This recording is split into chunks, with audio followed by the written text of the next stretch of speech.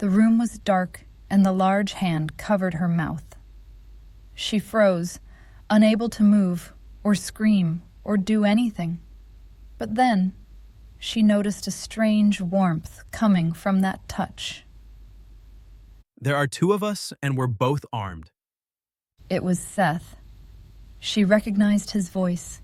His touch on her face was surprisingly soft, as though he didn't want to hurt her. Can you hear me? Nod so I know. Her head felt heavy, but she managed to do it. And then, suddenly, it was as though a surge of power came over her, and her body stilled. Her pulse became cool and strong again. All the heaviness and the fear were gone. Get up quietly. She could move now, easily. She sat in bed and then turned to the side, getting up and taking a step forward. Seth slipped behind her. He put his hand on her waist. Suddenly, and without thinking, she caught it and swiftly twisted it, taking him off balance. He was quicker than her, countering her move. A sharp metal object was at her throat. Nice try.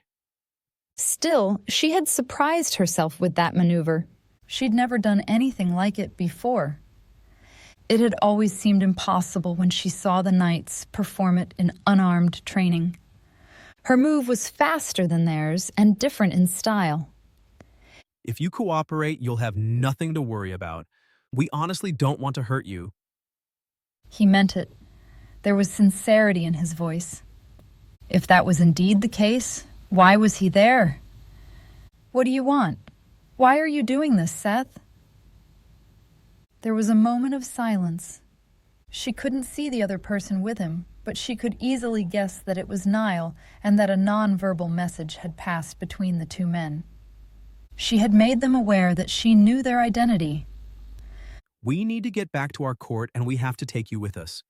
It's all you need to know. We'll keep you safe. For now, we need you to lead us to the stables. Or I can just scream for my guards right now. Scream and your father dies. It was Niall's voice. He pulled out a small golden object that shined in the dark. You know what this is? It looked like a compact mirror, but when Niall opened the lid instead of her reflection, she saw her father's room with the king asleep in his bed. She heard herself gasp. A magic stinger. They were rare, created before the curse, but word was out that Fergus Moore had one. Through the mirror-shaped object, Niall controlled a poison dart. He must have flown it into the king's room through the window. One word and it would kill her father. Now, Niall said, closing the lid. Is there another door out of this room, or do we take you out the window? He was overdoing it. There was no need for further threats. Seth's kinder approach was far more intimidating. He meant every word, so it was clear that any danger coming from him was real. Not more and not less than he said. She considered her position. It reminded her of a story her father had once told her of Fergus Moore that spoke of a similar situation. His course of action, then, was to cooperate in order to save his people from a battle. She would be saving her father. "I'll lead you out, then," she said. "I know we all stand a better chance of getting out of this without a scratch that way." She put her hand on Seth's and pulled it away from her neck slowly. He understood, complied, trusted her words. She turned to him. "But in return, I expect no harm from either of you." You have my word, Seth replied. He said my, not our.